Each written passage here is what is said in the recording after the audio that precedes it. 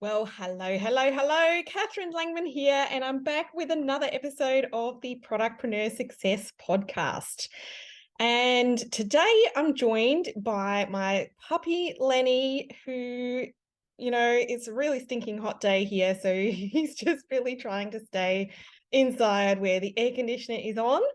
So if we have a few little noises in the background today, then you'll know that's who is the culprit for that. And so today I've been inspired to record this episode after traveling to Sydney over the weekend. And having lived there for nearly 20 years, I haven't been back since 2019. So it was kind of fun. And I got to hang out with some of my mastery clients who are exhibiting at the Life in Style Expo, or trade show rather, at Darling Harbour. And they're smashing it, and it was loads of fun. So anyway, like I said, I was inspired to record this episode, not about my clients per se today. It was actually inspired by one of the or a couple of the speakers who were presenting. So there was like a speaker stage, and throughout the day at the trade show, there were various speakers who were presenting on different topics, including a couple of really incredibly successful entrepreneurs. Just kind of sharing the ups and downs of their journey and, all the lessons learned and all of that good, juicy stuff. And so today on the episode, I actually want to talk a little bit about risk and how you can avoid some really common pitfalls that have been responsible for really so many brand owners almost losing their shirts. And it's not that everyone necessarily fully loses their business as a result of these things, but it certainly causes some tough times, including from these speakers that I saw at the trade show. And it just reminded me of years ago when I started this business. One of my first clients that I got to work with was the lovely Christine Kinnenmuth of Fertile Mind. And if you've been a parent as long as me, you probably or may have used her milk bar breastfeeding pillow invention. She also had the belly belt, which was fantastic to kind of, extend the waistline of your pants as if you were pregnant. Anywho, at the time I worked with her on a project to help lift her e-commerce traffic and sales, which is of course what I do in this business. But the reason for that for them was that they'd experienced this catastrophic drop, which had happened. It happened at the time because they were caught up in this really major Google algorithm update. I don't recall which one it was.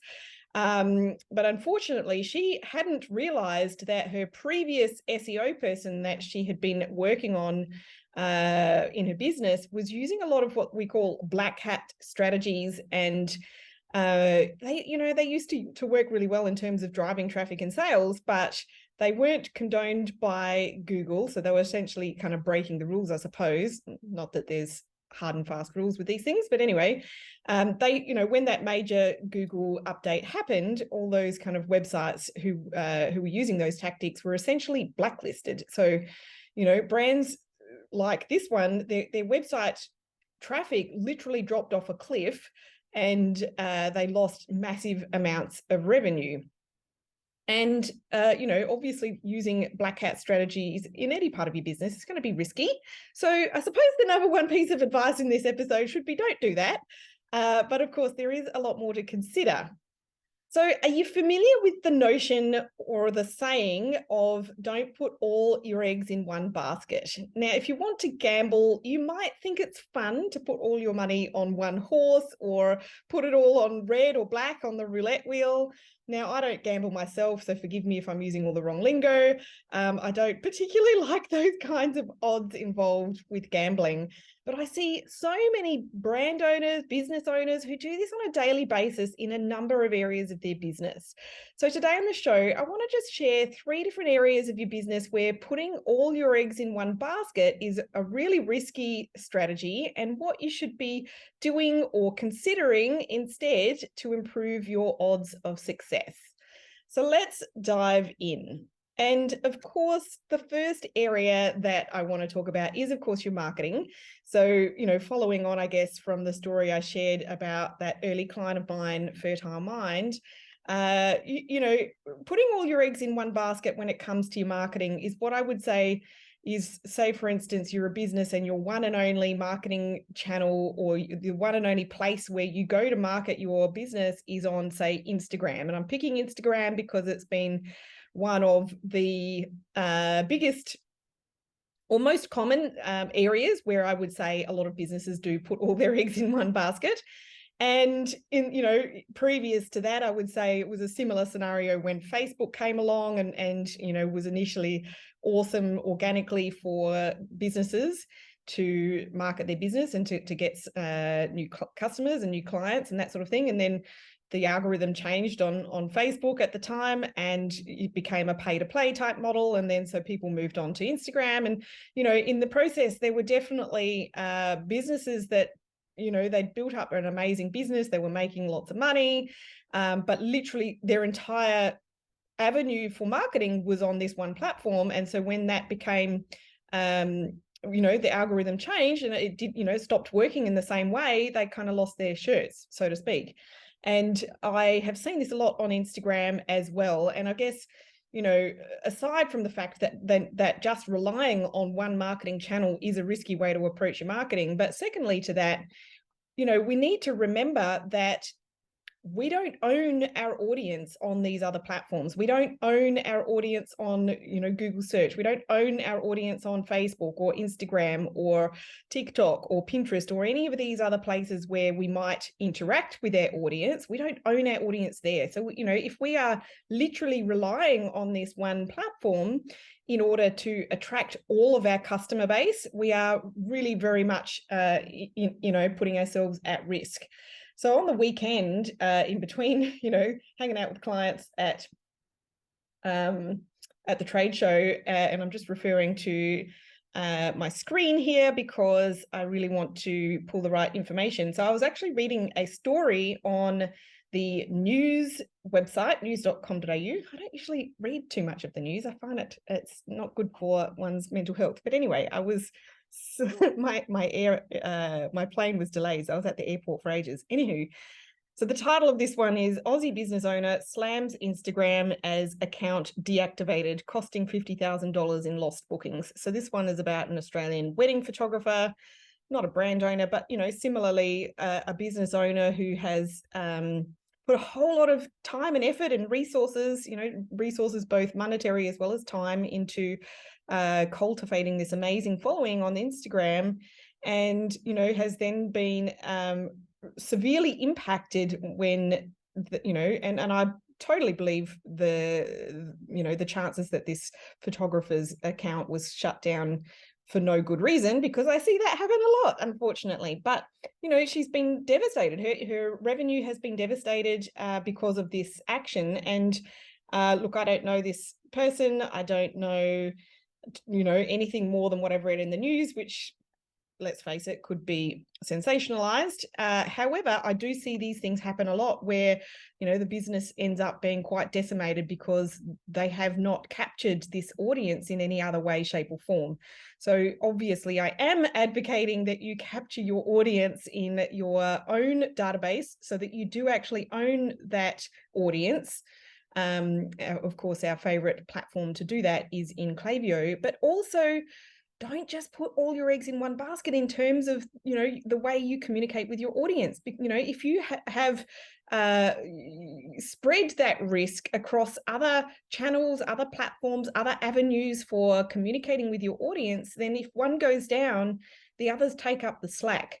So in fact, one of our clients at the moment in our agency is a brand who was also impacted by that kind of a shutdown. And it is really stressful and traumatic when these things happen. Goodness me, what is the puppy doing? He's probably eating something he shouldn't. But this client of ours, so she has had this unfortunate shutdown, and I'm pretty confident she will eventually get it back. But in the meantime, because it's not her only channel, she's still actually growing.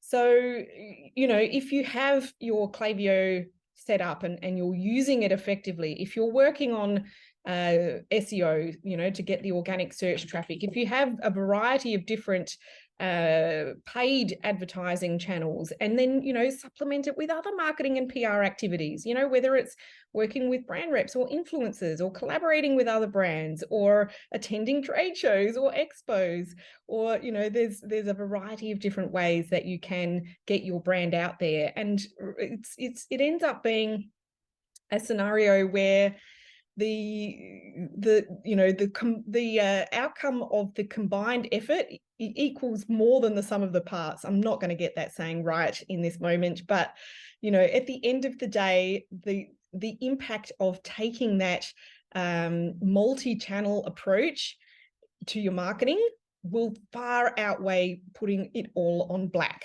or putting all your eggs in one basket. So the second area where I really wanted to talk about here was with your suppliers. But I could actually plug in here, it could also be, any area where you have where you're dealing with other people or suppliers or vendors or stockists, just literally having it all with one. In fact, one of the stories by one of the speakers at the trade show was talking about some stockists, and I'm going to talk about that in just a minute. But with your suppliers, if you have everything with one supplier, that is also a risky way to operate. It happens a lot. Happened in my first business. I succumbed to this particular issue, and there were a couple of expensive mistakes. I'll call them mistakes. I'll call myself out on that in my earlier days. And for us, it meant like we had this one supplier manufacturer that we were working with, and if they got booked out by bigger brands that they worked with, or there was a scenario, so our production runs got delayed. I was remembering this on the weekend. I had this one time where our production run was seriously delayed. I don't remember if it was because we got booked out by a much larger brand, or if it was because we got caught up in Chinese New Year delaying things, or whatever. It's so long ago now, but I do remember the fact that our stock did not arrive in time for us to have it prior to our expo. It was an expo, not a trade show. We wanted to have stock there on the stand to be able to sell it. And, we always did really, really well with the expos. And so, it was a hugely stressful thing. We had, product that was supposed to arrive and it just didn't. And in the end, we ended up having a few pallets just airshipped over, paying through the nose for it, and it ended up being delivered directly to the expo hall the night before we were there to set up. It was the most stressful scenario, but we had an occasion where our factory made a mistake on one production run, and so if you've only got one supplier and things happen along the way, then that is super risky as well. But this can happen as well with other people or providers, or your own team members, or even yourself. So another story, and this is an incredibly sad story, but hopefully it's a cautionary tale. One of my past clients, who was also a beautiful friend, had built up a business, and it was doing some pretty significant turnover. And then really sadly, she actually passed away, and it was quite unexpected. So she was only early 40s, maybe mid 40s at most. And, so way too young to be an expected thing. And then, so she had this business, and she was employing team members. She had probably hundreds and thousands of customers. She had stockists who stocked her products, and so other businesses that relied on her brand, providing them with stock. And so all of this happened was really unexpected. But then what happened was nobody else knew how to run her business, and not only that, nobody else had access to any of her platforms. So that kind of key person dependence can also be an incredibly risky way to run a business.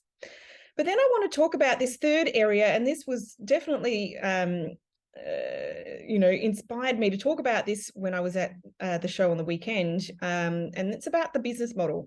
So one of the speakers who was presenting was Christy Withers from Incy Interiors, who I've admired for a long time. She's been in business for well over a decade. She has built the most amazing brand, and I think many of you listeners probably know it as well, and maybe also own some of their products. And so incredibly successful brand, but she was talking about how a few years ago, and it would have been before COVID hit, but not that long before. And so they were actually, if I back up a little bit, so she tells the story about how prior to starting this business, she had a corporate marketing role at eBay. So she fully expected to launch this business and be an e-commerce direct-to-consumer business model. And then that's kind of not what really happened. So she launched the business. I think she'd lined up a whole lot of amazing PR. And so things kind of, there was a whole lot of demand when she launched, but not necessarily from the e-commerce customers. It was actually from retailers who wanted to stock her products. So quite quickly, she launched into a largely wholesale brand model. And I think from memory, she was saying something like 90% wholesale in terms of their revenue streams. But then shortly, like a handful of years ago, so probably not that long before COVID, I don't remember the exact time frame, but she was talking about how a couple of their big box retailers, so the retail chains of big box retailers, went suddenly into liquidation. And I think that Christy said something like they lost 70% of their revenue stream in just overnight. And this is really where her eyes were opened that yes, it was like it was initially where the demand was from wholesale, but she hadn't managed to mitigate that risk by building up the e-commerce or direct-to-consumer side of things. And I guess she probably also hadn't diversified risk in terms of having enough other retailers to make up make sure that those big box stockers didn't represent such a huge portion of their revenue. So you can imagine that it would be pretty challenging to lose such a significant portion of your business just kind of overnight like that. And then, obviously going into COVID, lots of businesses and brands moved more to an e-commerce online sales model, business model, and that certainly worked very well for a few years. But then, of course, this last year has posed additional challenges, not least of which is on the logistics and freight side of things. So all of you in e-commerce, this has been such a battle over the last year to get the costs manageable on the shipping and freight side of a business. And if you're selling furniture, you can imagine how expensive that is. I don't know the ins and outs of all the other challenges that Incy Interiors specifically faced, but suffice it to say that they ended up pivoting their business model a little bit further so that they're more evenly spread between wholesale and e-commerce and not skewed to one or the other. Now, I'm not suggesting that that is the best solution for everybody for your business model. However, it is really, really important to look at your business model and how you operate and make sure that you aren't exposing yourself too much to that notion that you've got all your eggs in one basket, because if and when the rug gets pulled out of you, you'll have to pivot really fast to recover. And of course, I think that pivoting and being resilient and coming up with solutions to problems is part and parcel of being in business. But sometimes it can also be just a useful reminder to hear stories like this from other business owners and use it to look critically at what you're all doing, what I'm doing, what we're all doing, and seeing if there are areas where we can perhaps improve the way that we're doing, the way that we're working.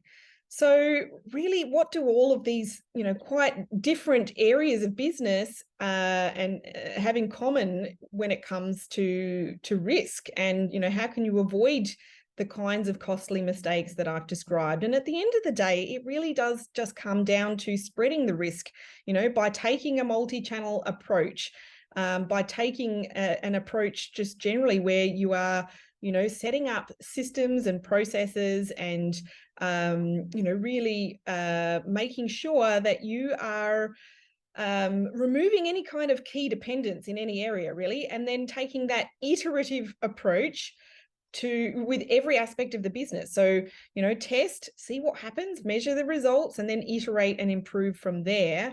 And, I just want to kind of finish on the note of this wonderful quote from Theodore Roosevelt that I also read whilst I was traveling over the weekend. And it goes like this: in any moment of decision, the best thing you can do is the right thing, but the second best thing you can do is the wrong thing. But the worst thing you can do is nothing. And, I guess how I understand that quote is that doing the same thing day in, day out without reflection, without change, without trying new things, without taking a critical or analytical eye to the way you're doing things is essentially doing nothing when it comes to business.